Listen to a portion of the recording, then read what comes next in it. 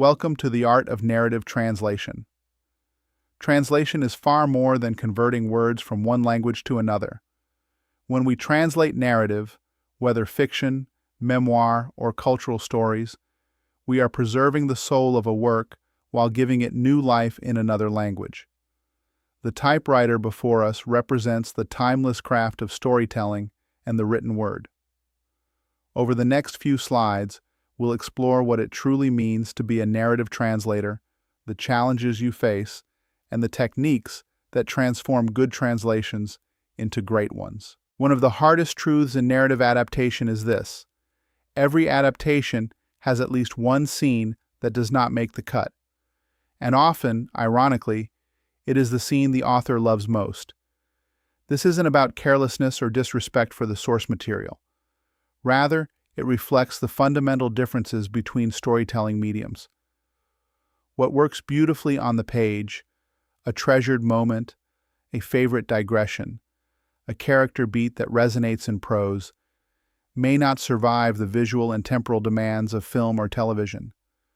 The red mark we see here isn't just editorial notation.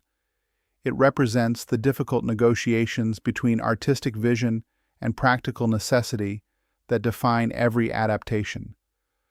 Now we reach a critical insight. Why do scenes get left behind in adaptation? The answer lies in what I call the pacing compression problem. There are three core reasons. First, some scenes are simply too internal to work visually. They exist primarily in a character's mind. Second, even if you could visualize them, the film's pacing cannot absorb them the way a book can.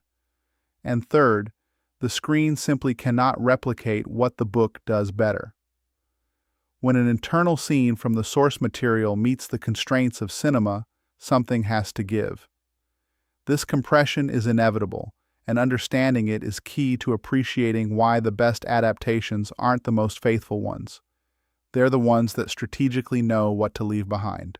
As we move into adapting narratives across media, we must first understand the fundamental boundaries that define each medium. On the left, we have the page, where narrative exists as pure language. Here, writers enjoy direct access to their characters' inner thoughts and consciousness. The reader controls the pacing, able to read slowly or quickly, to reread or pause for reflection. The strength of the written word lies in introspection and the reader's imagination. On the right, the screen, whether cinema or television, operates under entirely different rules. Here, the internal life must be conveyed through observable behavior. The director, not the audience, controls the pacing and timeline of every moment. And the screen's great strength is its ability to create visceral immersion and maintain momentum. These aren't merely technical differences, they're fundamental shifts in how stories can be told and experienced. One of the most counterintuitive lessons in narrative translation is that trying to preserve everything often ends up honoring nothing fully. When adapters attempt to include every detail, every subplot, every character nuance from the source material, the result is frequently an unfocused work that dilutes the power of the core story.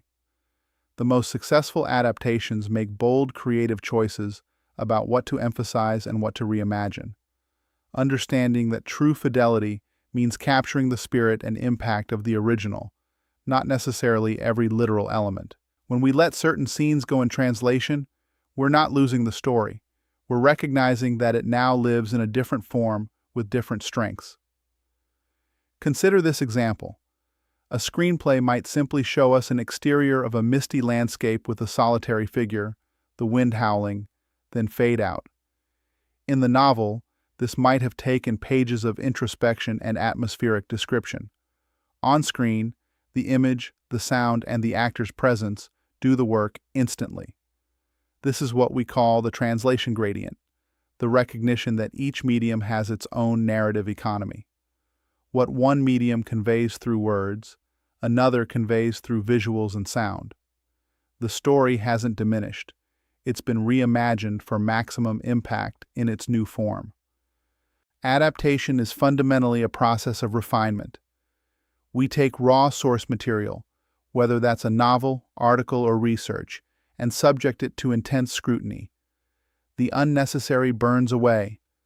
The redundant details, the exposition that worked for one medium but bogs down another, the tangential information, all of it gets stripped back. What emerges is a sharpened narrative, tighter, clearer, purposeful.